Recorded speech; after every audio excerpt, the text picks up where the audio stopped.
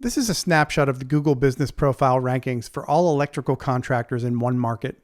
36 electricians competing for the same handful of customers in one California county, ranked by review count. And right away, something's off. The businesses in second and third place, the second with over 500 reviews, and the third with nearly 300 reviews, don't actually show up at all when you search for an electrician here. One quick note about this chart. Every business name you'll see today has been changed. I've anonymized them all. The data and the rankings are completely real, just not the names.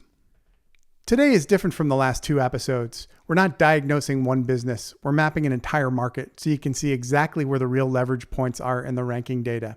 And this market has a lot to teach us. So let's get started. Here's the review leader in this market. And here's something you need to understand. This same page can show one company twice. Once in the third position in an actual organic spot they earned, and sometimes a second time in a paid slot Google inserts separately. Sometimes this is above the organic map pack results, and sometimes it's in fourth place at the bottom of the 3-pack. In this case, the paid listing is occupying the top spot. The same page, two completely different mechanisms. One's earned and one's bought. And unless you're aware that the sponsored label means that's a paid placement, you genuinely can't tell which is which. Many people aren't actually aware of this, even though Google has had paid ads in its search results for over 25 years. If you're a contractor watching your own competitors, this matters. You need to be aware of how whoever's sitting at the top got there, organically or through paid placement. So back to that opening leaderboard. The total number of reviews alone clearly doesn't explain who wins. One of these two businesses isn't even categorized as an electrician. It's filed as a general contractor. The other is a national franchise, sitting several miles outside the immediate downtown area. And we'll see in a minute why that distance matters more than its review count ever could. The real question isn't who has the most reviews, it's what factors are actually deciding who shows up and how who shows up is ranked. Here's where it gets genuinely strange. This business has 8 reviews. Its profile is almost nothing. 1 photo, no description, unclaimed, and its last review came in almost 2 years ago. By every normal measure, this should be an invisible business. And yet, it shows up across 98% of the entire search grid, 8th place out of 34 businesses in this market. A profile this thin shouldn't be winning anything. Here's why. This business sits less than a mile from downtown San Rafael, which is where I centered the search grid, closer than almost everyone else in this market. Proximity alone is doing an enormous amount of work here. Being close gets you seen, even when almost nothing else about your profile is right. Now here's the exact opposite case, and it's the clearest proof of all. This business has 224 reviews. It's verified, 12 photos, a recent post, a review from 3 weeks ago. On paper, this is one of the healthiest, best maintained profiles in the entire data set. And it appears in 0% of our search results. Not low visibility, 0 visibility. Because it's actually based in the town of Petaluma, over 20 miles away from San Rafael, almost 4 times outside the actual search area. A great profile doesn't save you if you're simply too far away. So put all of these 4 together. 2 businesses with real prominence, invisible in this specific search for completely different reasons. 1 miscategorized, 1 hitting a distance ceiling as a franchise. 1 business with almost nothing going for it, ranking well purely on proximity, and 1 business doing everything right, zeroed out by distance alone. Reviews don't guarantee visibility. A polished profile doesn't guarantee visibility. The one thing that shows up as decisive in every single example is distance. Everything else, your name, your reviews, your categories, is fighting for position within whatever distance allows. It's not the only factor, but it's the floor everything else stands on.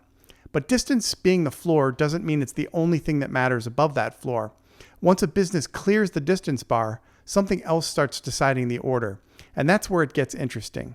Because the next thing I found wasn't about your profile at all. It was about your name. Before I show you this next part, it helps to know the geography. Marin County isn't some sprawling, disconnected region.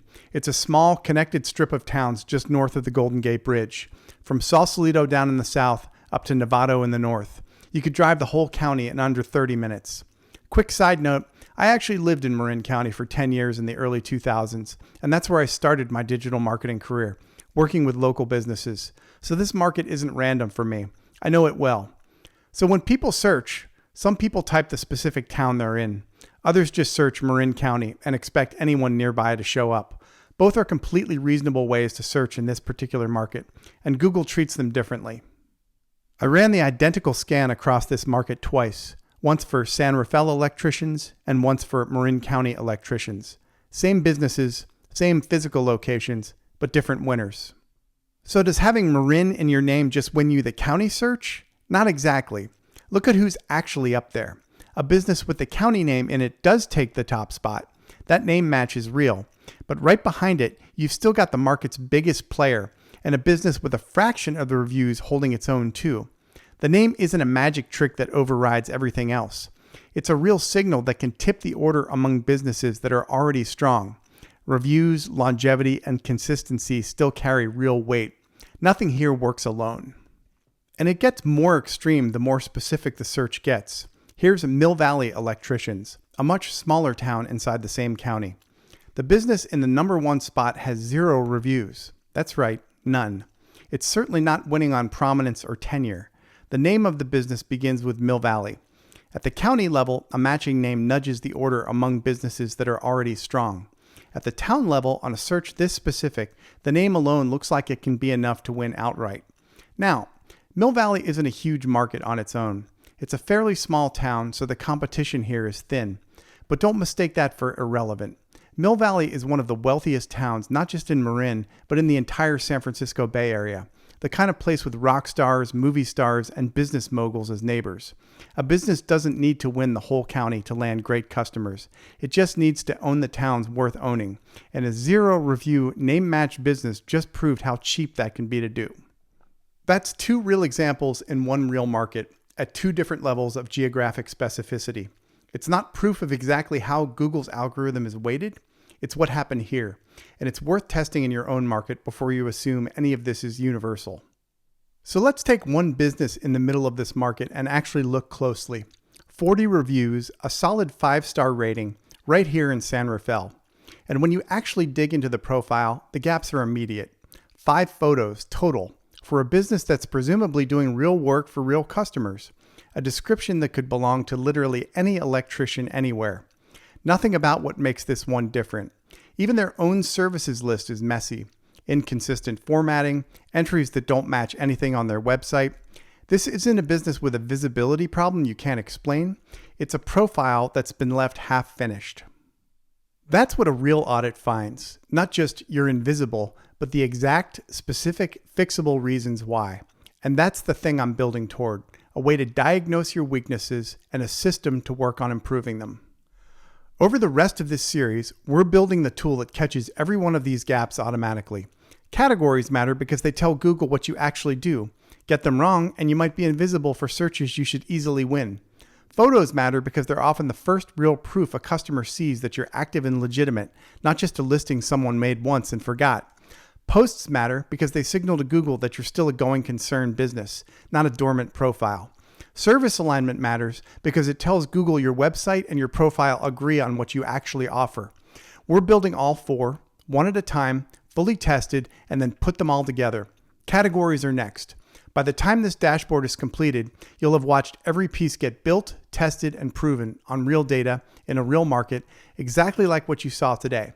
Subscribe if you want to watch it come together. Thanks for watching.